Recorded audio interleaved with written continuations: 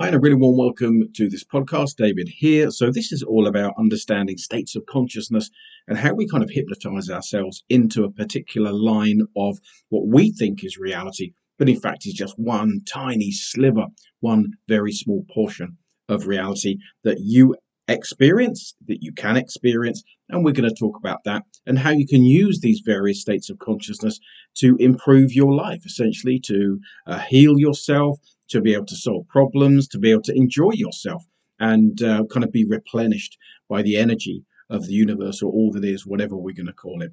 So listen along for that.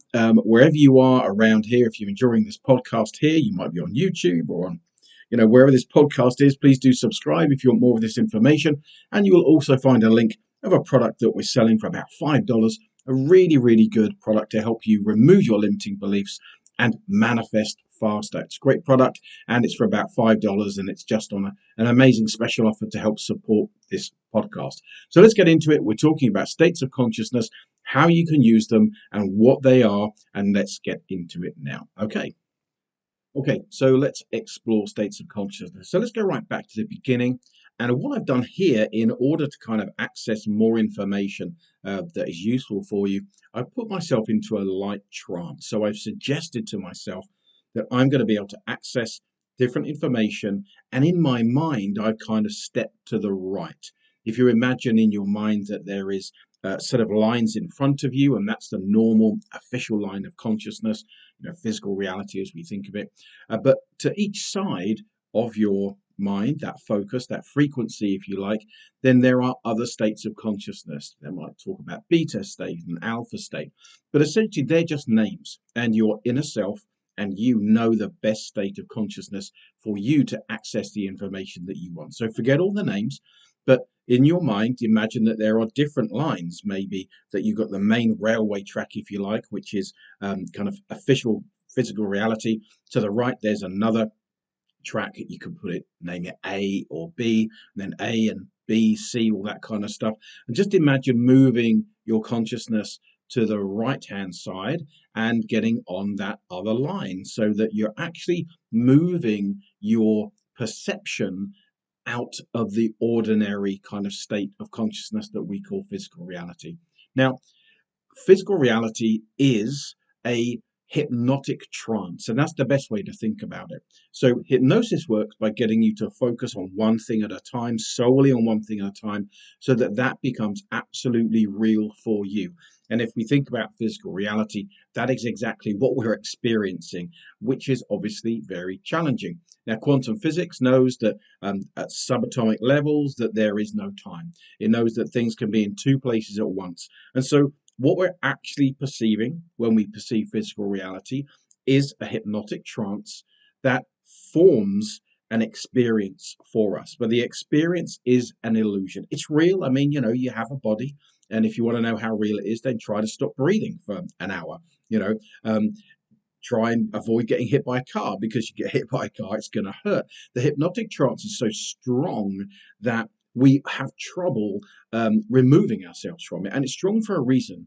It's strong because it gives us an environment to operate within, but it is a very limited environment. And the kind of spiritual search and understanding consciousness, what that does, the one goal is to understand the beauty of this reality and how it interacts, how our thoughts form this reality, quite literally. And that's what it's there for. But we're not limited to that state of consciousness. In fact, we should not limit ourselves to that state of consciousness, because it's too limited, too limiting, it's too overbearing. And if you go outside of that state of consciousness, you can do it while you're awake. I wouldn't do it while you're driving, but you can do it at any other time. Doing it right now, I've moved my awareness to the right. I've kind of induced a slightly different state, even though I'm sitting here at my computer. I appear to be in a room. I know that's an illusion. I appear to be, talking into a microphone. Again, that's another illusion.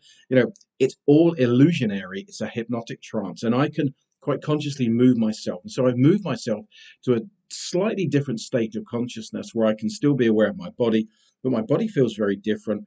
Where these thoughts and feelings and words are coming from feels different. It feels much more expansive.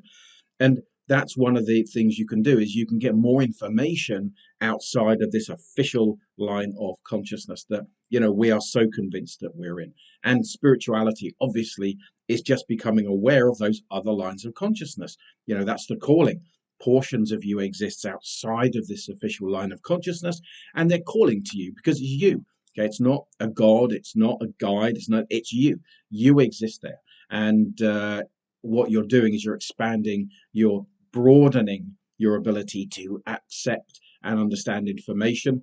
Often we give it the figure of a godhead or a guide or whatever it is, but you need to accept that it is you. You exist in those other states of consciousness. So how can you use it practically? So the first thing to do is just become aware that they're there.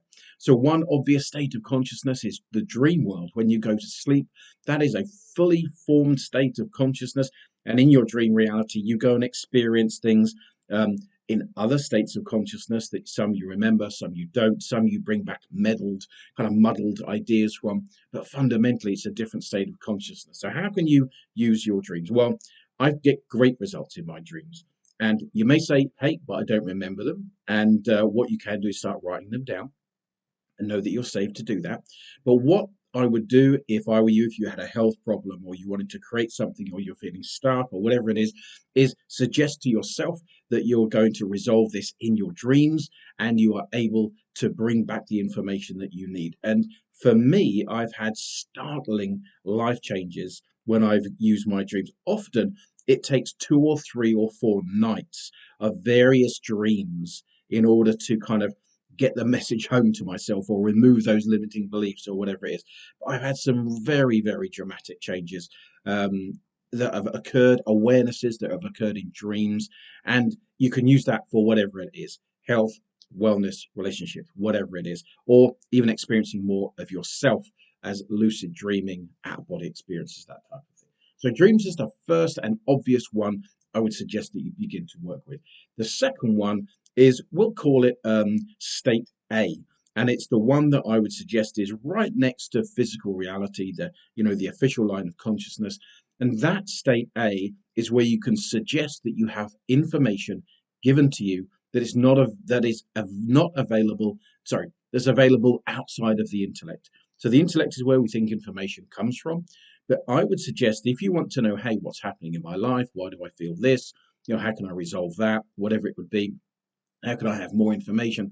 Then imagine just to the right-hand side of the official line of consciousness is state A. And that is where you're able to receive information that is real and it's true, but it's outside the intellect. And what that really means, it's the outside of the construct of time.